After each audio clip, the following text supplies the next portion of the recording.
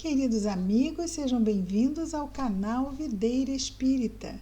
Meu nome é Cristina Brito e este é o programa Projeto 15 Minutos, o Evangelho segundo o Espiritismo. Aqui diariamente estudamos a terceira obra básica da doutrina espírita, o Evangelho segundo o Espiritismo, o nome da obra, Doutrina Espírita codificada por Allan Kardec.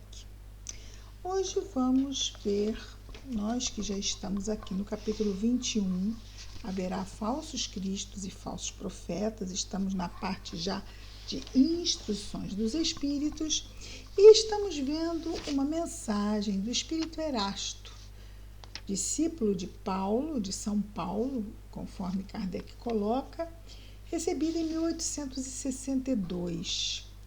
E estamos aqui a começar no quarto parágrafo da mensagem, que está no item 10, e fala sobre os falsos profetas da erraticidade, os espíritos mentirosos. Vejamos o que ele nos fala, então, aqui no início do quarto parágrafo. Fechando aqui, para relembrar, vamos ver aqui a última frase do parágrafo 3. É uma frase grande, então vamos lá. Convinde comigo, pois, diz Erasto, que todas as vezes que um espírito indique como remédio para os males da humanidade ou como meio de atingir a sua transformação, coisas utópicas e impraticáveis, medidas pueris, infantis e ridículas, quando formula um sistema contradito pelas mais simples noções de ciência, esse não pode ser senão um espírito ignorante e mentiroso. De outro lado, crede bem que se a verdade não é sempre apreciada pelos indivíduos, o é sempre pelo bom senso das massas. E está ainda aí um critério. Bom senso das massas. Se dois princípios. O bom senso das massas é o senso comum, não é? O senso comum fere, não nos fere, não é? O bom senso. E podemos enganar um ou poucos, mas não se pode enganar todo mundo, não é? E também podemos enganar poucos por algum tempo, mas também não se pode enganar o tempo todo. Mas, então, vejamos lá. Se de outro lado, é o nosso início de hoje, se de outro lado crede bem que se a verdade não é sempre apreciada pelos indivíduos, o é sempre pelo bom senso das massas. E aí está ainda um critério. Se dois princípios se contradizem, tereis a medida do seu valor intrínseco, procurando aquele princípio que encontra mais eco e simpatia nas massas.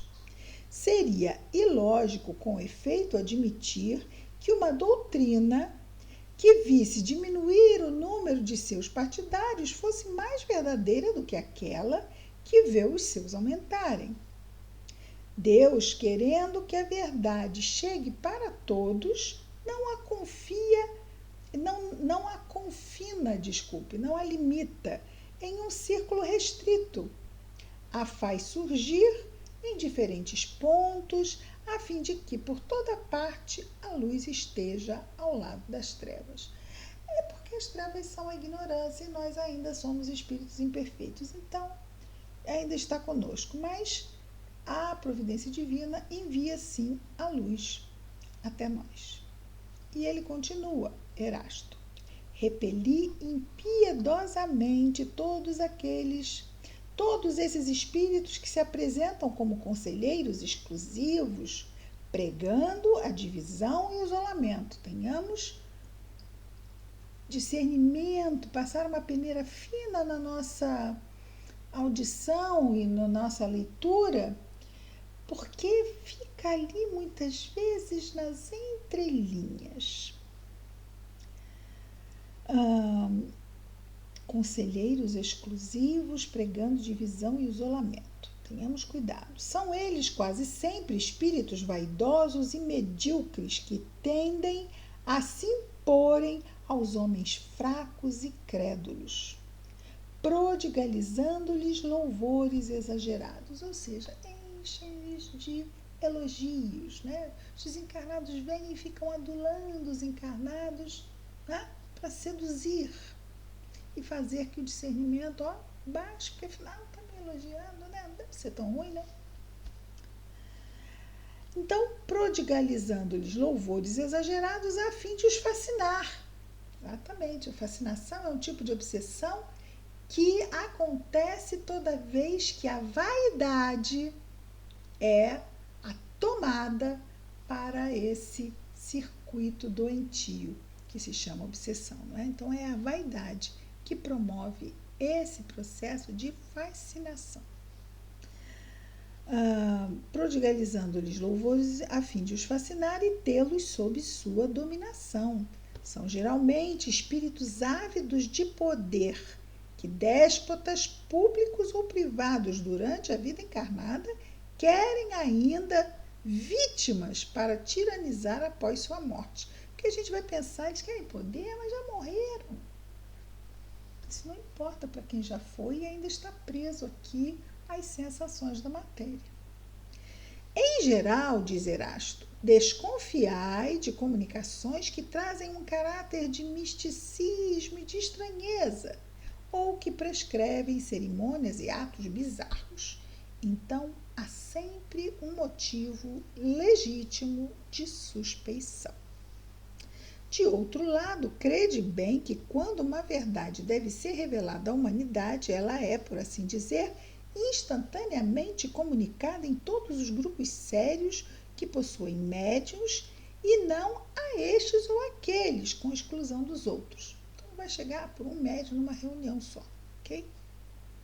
Quando uma verdade tem que ser revelada, não é uma situação pontual aqui e ali, não. Ninguém é médium perfeito.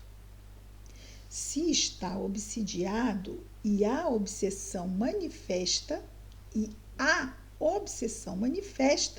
quando um médium não é apto senão para receber as comunicações de um espírito especial, ou seja, é médium de um só espírito e de um espírito especial, iluminado.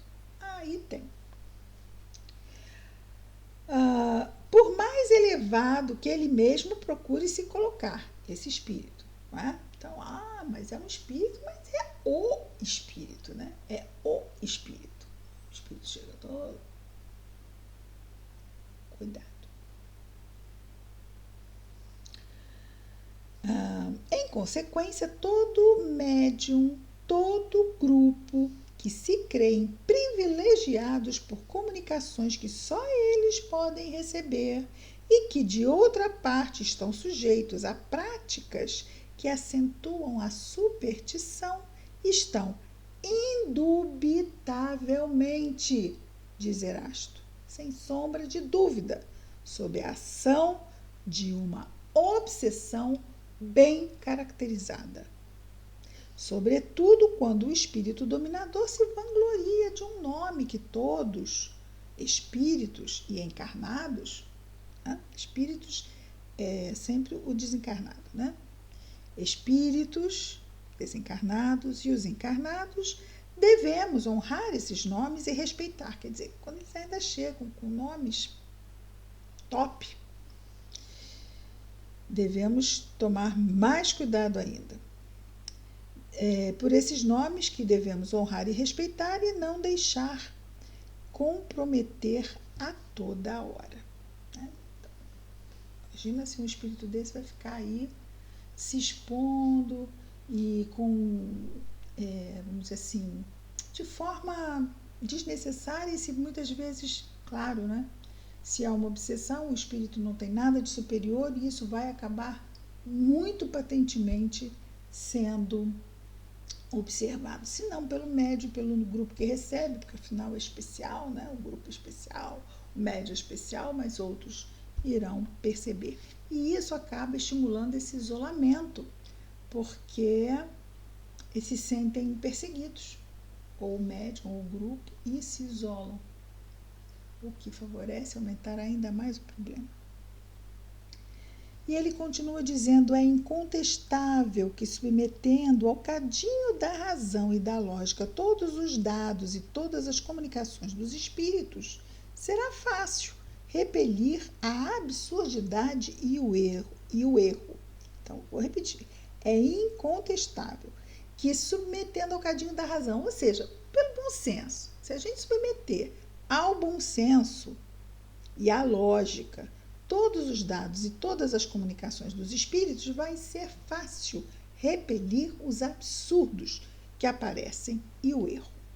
Um médium pode ser fascinado, um grupo pode ser enganado, mas o controle severo dos outros grupos, o conhecimento adquirido, a alta autoridade moral dos chefes dos grupos mediúnicos, as comunicações dos principais médiuns que recebem um cunho de lógica e de autenticidade de nossos melhores espíritos farão rapidamente justiça a esses ditados mentirosos e astuciosos emanados de uma turba, de um grupo, uma multidão de espíritos, turba é multidão, numa turba de espíritos enganadores ou maus.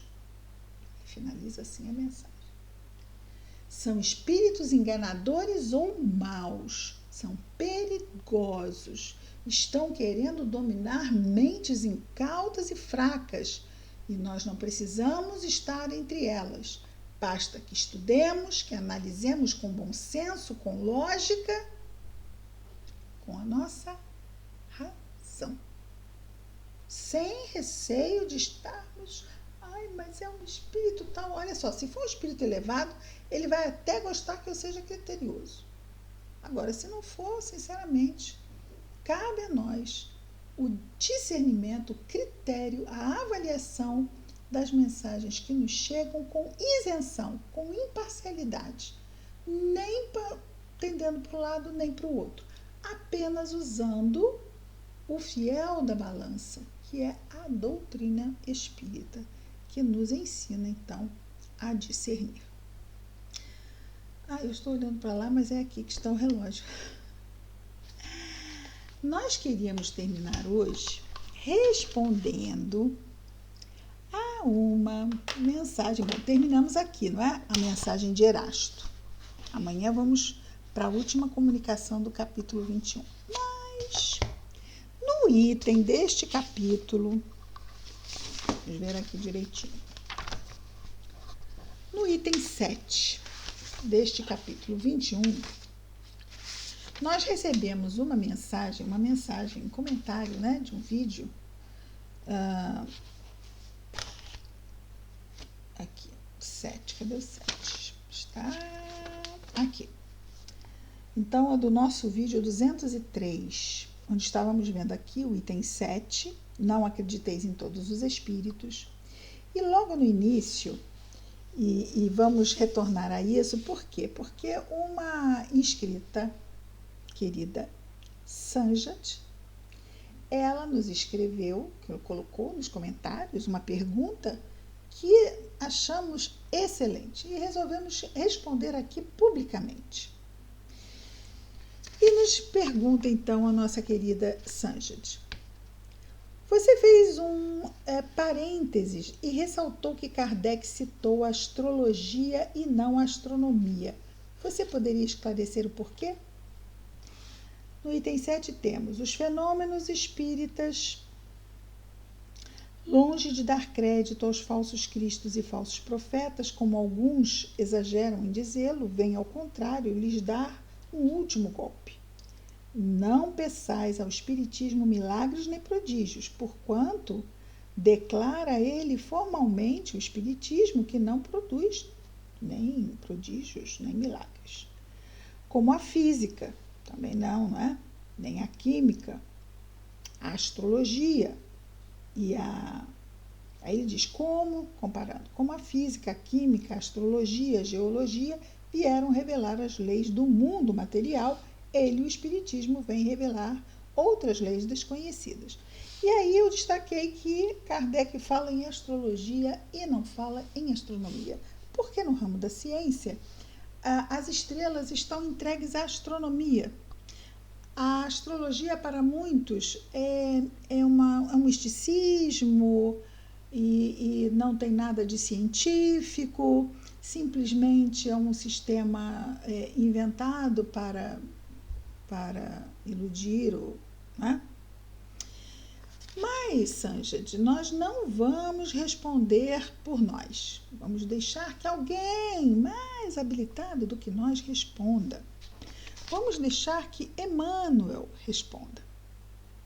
No livro O Consolador, pela mediunidade de Chico Xavier, publicação da Federação Espírita Brasileira, Emmanuel, no Consolador, responde a várias perguntas.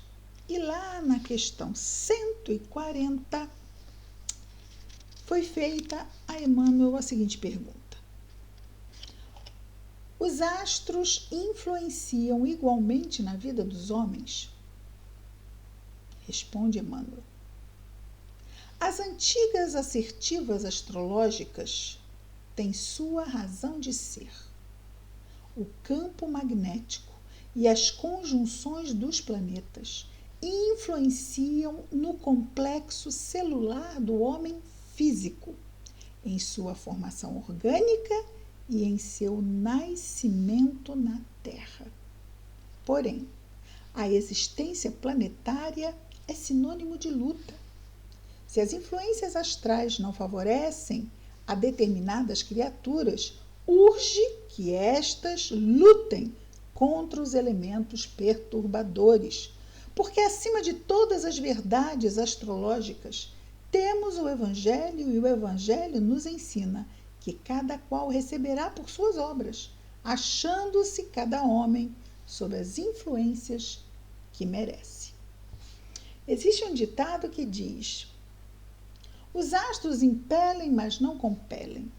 Eles podem trazer uma certa energia, mas nenhuma energia, como bem destaca Emmanuel, que o homem não possa trabalhar para transpor. São os desafios.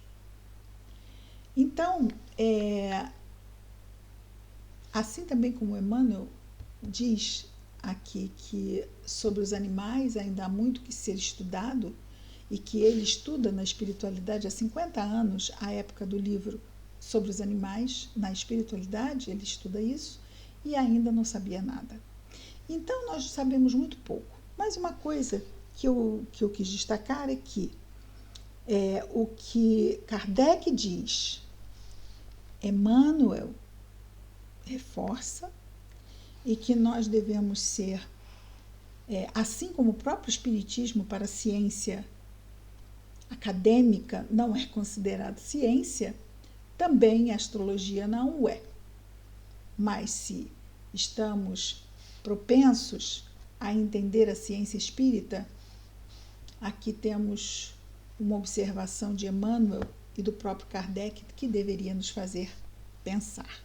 Ultrapassamos os nossos 3 minutos, mas achamos interessantíssima a pergunta e voltamos então para complementar aqui essa observação que nós fizemos, mas não explicamos, e aqui fica a explicação.